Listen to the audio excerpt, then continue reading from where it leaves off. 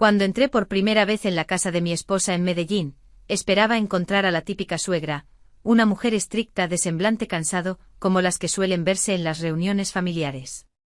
Pero Isabel era completamente diferente. Su andar era ligero, su mirada segura, y en sus labios se dibujaba una sonrisa un tanto irónica. Destruyó mis estereotipos en un instante. Aún así, en ese momento no le di mayor importancia. Entonces, unos meses después, la relación con mi esposa, Valentina, empezó a desmoronarse. Discusiones constantes, malentendidos, resentimientos. E Isabel, sin quererlo, se convertía en testigo de todo.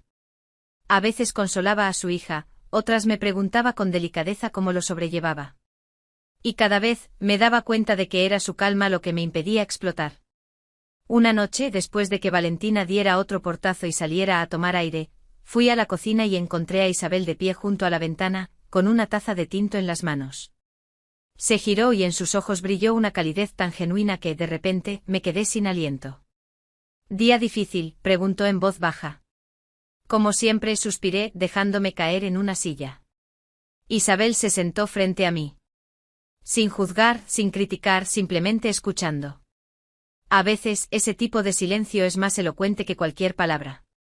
Le conté más de lo que le había contado a nadie en los últimos meses, sobre el miedo a perder mi familia, sobre el sentimiento de culpa, sobre la impotencia. En un momento la miré y noté que me observaba como si me entendiera hasta lo más profundo.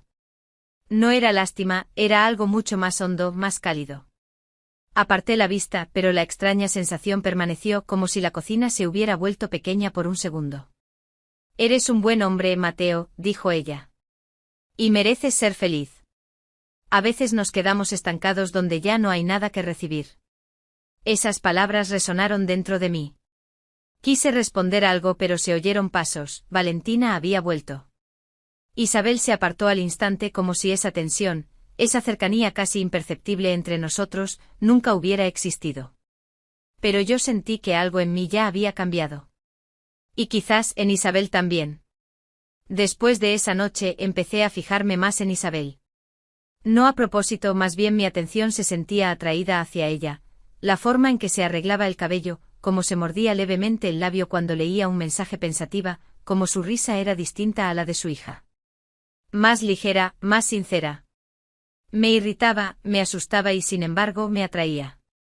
Valentina pasaba cada vez más tiempo con sus amigas, se quedaba hasta tarde en el trabajo, montaba escenas por tonterías. Isabel, por el contrario, se convertía en el centro silencioso del hogar. No se metía, pero siempre estaba ahí. Y yo, sin querer, empecé a buscar su mirada, como intentando confirmar que no era el único que se estaba volviendo loco. Una tarde, cuando Valentina volvió a salir a despejarse, decidí preparar la cena yo mismo. Abrí los gabinetes con estrépito y escuché una risa suave detrás de mí. «Cocinas como si fueras a una batalla por la comida», dijo Isabel. Me di la vuelta. Estaba en el umbral de la cocina, con un vestido de casa, descalza, relajada. Parecía que la luz del atardecer resaltaba a propósito su figura, su mirada. «Es que hace mucho que no lo hago», murmuré. «¿Te ayudo?», preguntó casi en un susurro. Asentí. Cocinamos juntos, entendiéndonos con una facilidad sorprendente sin necesidad de palabras. Ella cortaba las verduras, yo revolvía la salsa. A veces nuestras manos se rozaban por accidente y cada vez era como una descarga eléctrica, breve pero intensa. Veía que ella también lo sentía, en la forma en que su respiración se volvía un poco irregular. Cuando la cena estuvo lista, Isabel me extendió un plato. Nuestros dedos se tocaron de nuevo y, esta vez, no retiró la mano de inmediato. El instante quedó suspendido en el aire, cálido, peligroso. Mateo, empezó a decir en voz baja, pero justo entonces, la llave giró en la cerradura.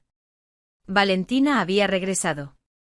Isabel se apartó de golpe hacia la estufa, como si no hubiera pasado nada. Yo di un paso atrás.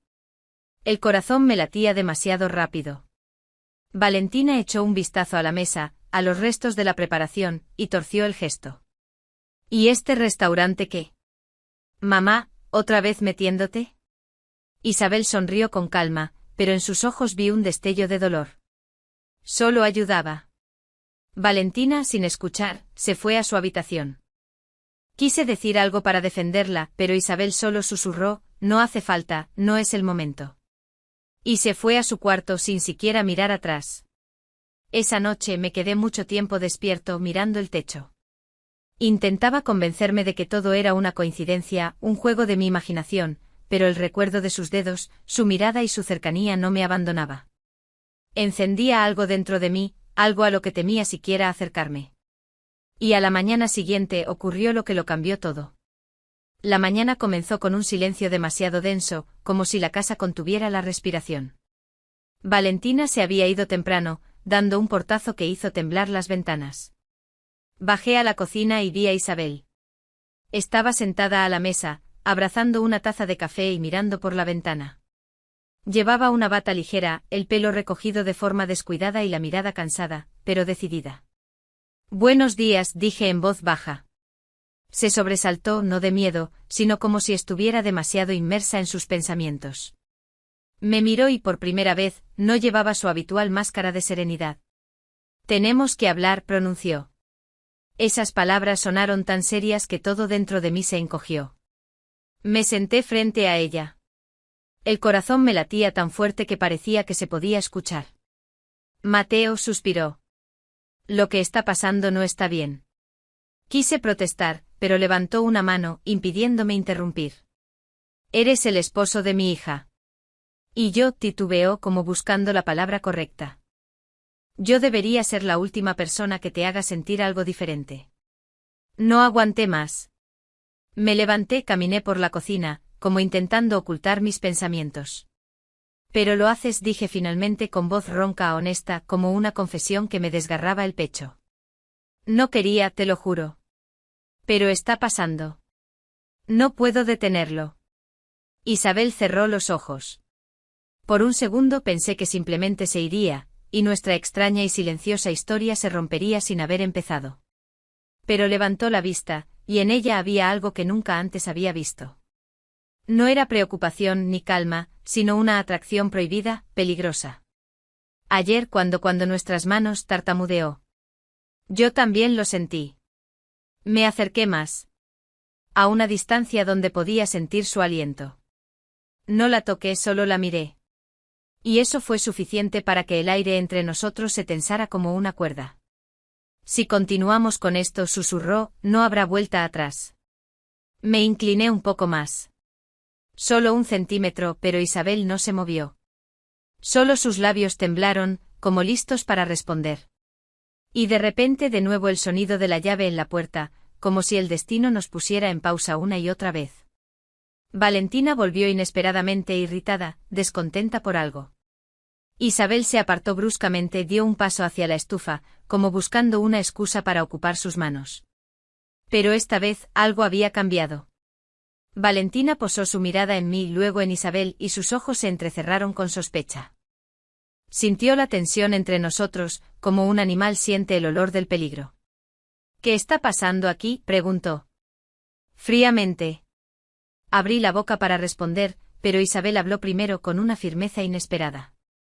Estábamos conversando y al parecer, llegamos a la conclusión de que esto no puede seguir así. Valentina frunció el ceño. «¿A qué te refieres?». Isabel me miró y comprendí que estaba dando un paso que nadie esperaba. «Ni yo, y mucho menos mi esposa. Ustedes dos necesitan hablar seriamente. Muy seriamente». Y se fue, dejándonos a los dos solos, en un silencio que podía destruirlo todo o abrir el camino a lo que llevaba tiempo gestándose. Sentí que esa mañana se había convertido en un punto de no retorno. Pero hacia qué exactamente todavía no lo sabía. Después de las palabras de Isabel, la casa pareció inclinarse. El silencio se volvió afilado como un cuchillo. Valentina estaba de pie en la entrada de la cocina, con los brazos cruzados, su mirada deslizándose con sospecha de mí al vano de la puerta por donde se había ido su madre. «¿De qué estaban hablando?», preguntó. Su voz temblaba, aunque intentaba parecer segura. Comprendí que cualquier paso en falso y todo se derrumbaría. Respiré hondo, reuniendo fuerzas, y dije, «de nosotros. De que hace mucho que no somos una familia». Valentina estalló. «Eso te lo dijo mi mamá. Ella te metió ideas en la cabeza. Siempre se mete». Siempre. No lo soporté. Por primera vez en mucho tiempo, algo dentro de mí se rompió. No. Fuimos nosotros los que llevamos todo a este punto. Nuestras peleas, la frialdad, los silencios. Llevamos mucho tiempo viviendo como compañeros de piso. Valentina se calló, pero en sus ojos brilló algo parecido al miedo. No le gustaba la verdad, pero la sentía. Entonces, ¿quieres irte?, preguntó en voz baja. Asentí, y en ese momento me di cuenta de que la decisión había madurado hacía tiempo. Simplemente tenía miedo de decirla en voz alta. Empaqué mis cosas casi en silencio.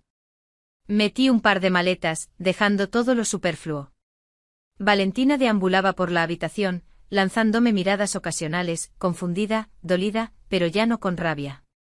Como si ella también entendiera que no había vuelta atrás. Cuando bajé, Isabel estaba junto a la puerta. Sostenía una taza, como si se aferrara a un gesto familiar para ocultar su nerviosismo. Nuestras miradas se encontraron. En ese instante el tiempo no existía. ¿Estás seguro?, preguntó en un susurro. Sí. Dejó la taza sobre una mesita y se acercó. Podía sentir su aliento, el olor de su piel, el temblor en sus dedos cuando apenas rozó mi mano. No quería destruir su familia, dijo. Luché contra esto, contra lo que siento. Pero a veces la elección no la hace el corazón, sino la vida. Cubrí su mano con la mía. Un calor recorrió mi cuerpo, pero esta vez sin miedo, sin prohibiciones. Ya no estábamos en lados opuestos de la línea. Isabel, dije suavemente, no me voy con alguien. Me voy de algo que hace mucho dejó de ser amor. Y lo que pase después, lo descubriremos juntos si tú quieres. Me miró durante un largo rato atentamente, como intentando leer cada sombra de mis emociones. Luego sonrió por primera vez en todo este tiempo, de una forma genuina, abierta. Quiero, respondió. Di un paso más cerca de ella. Esta vez, nadie abrió la puerta, nadie interrumpió el momento. Estábamos solos los dos, y todo lo que nos había retenido antes había desaparecido. Y cuando sus labios tocaron los míos, no fue algo prohibido. Fue un comienzo frágil, valiente y peligrosamente real. Más tarde, cuando salí de la casa con mis maletas, Isabel estaba en el porche. Me miraba marchar, no como una suegra, ni como una mujer casual que apareció en un momento difícil. Me miraba como se mira a una persona con la que el destino apenas comienza a escribir una nueva historia.